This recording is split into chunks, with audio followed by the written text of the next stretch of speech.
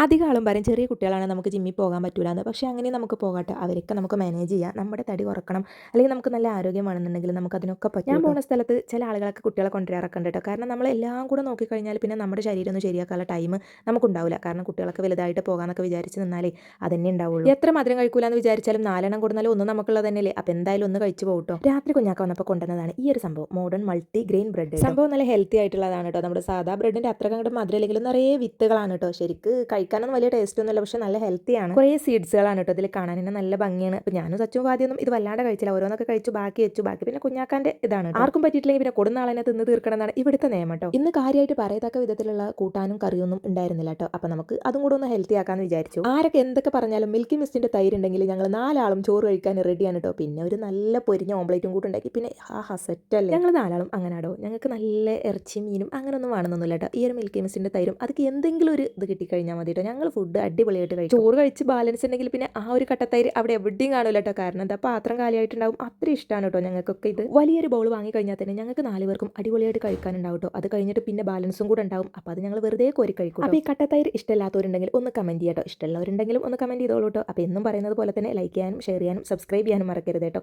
കൂടെ തന്നെ ഒരു കമൻറ്റും കൂടി ഞാൻ പ്രതീക്ഷിക്കുന്നു.